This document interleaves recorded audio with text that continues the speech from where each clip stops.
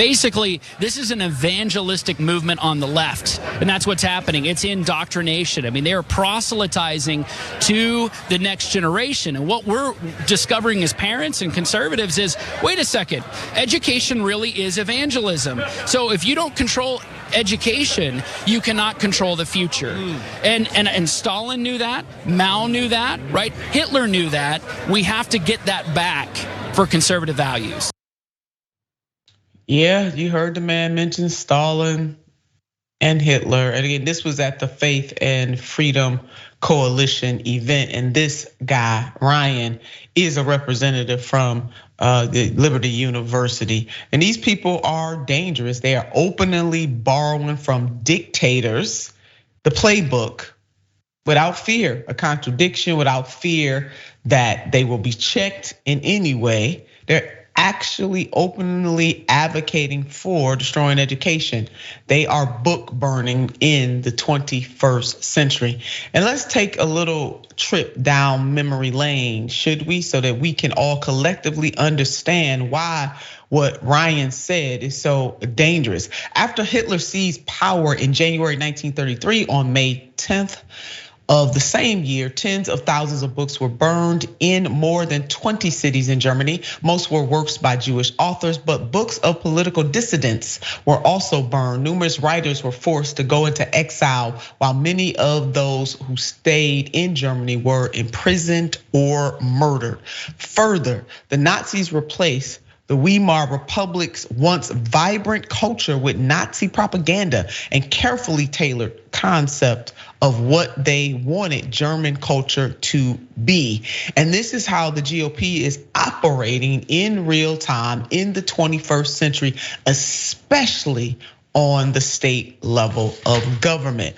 This headline, Parents' Rights, Republicans wage education culture war as 2024 looms. Republicans hail policies they say will give parents say in their children's schooling, but critics say it's a guise to advance a right-wing education agenda. This reporting coming from The Guardian. And that data speaks for itself. According to other data from the American Library Association, the American Library Association today released new data documenting over 1,269 demands to censor library books and resources in 2022, the highest number of attempted book bans since ALA began compiling data about censorship in libraries more than 20 years ago. The unparalleled numbers of reported book challenges in 2022 nearly doubles the 729 challenges reported in 2021. So as we can see, we're headed down a very dangerous course. A record 2,571 unique titles were targeted for censorship, a 38% increase from the 1,858 unique titles targeted for censorship in 2021. Of those titles, the vast majority were written by or about members of the LGBTQIA+ community and people of color. So Jackson, is very clear what they're doing. This is modern day book burning, 21st century book burning.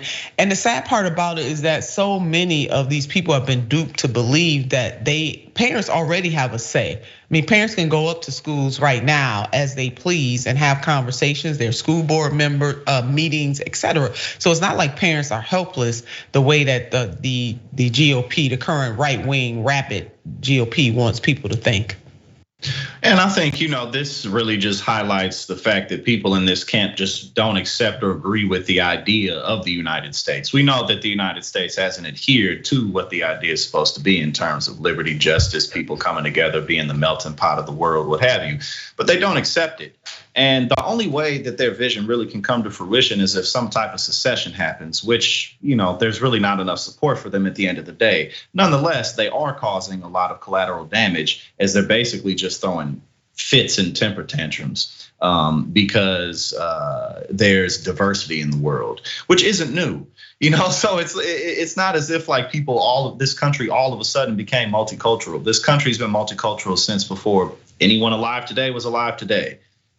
So like, yeah, that's a good point, Jackson. Yeah, but they're really uncomfortable with the change and the so-called the power shifts and the dynamics and having to deal with other people, to be accepting. I mean, that's really what it is. And then they want to call themselves Christians.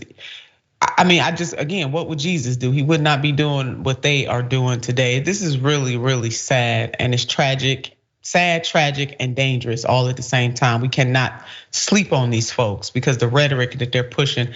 And another point to that, I mean, they're really putting it into action. I mean, the increase in the request to challenge books, what the GOP is able to do on the state level, they're taking over school boards.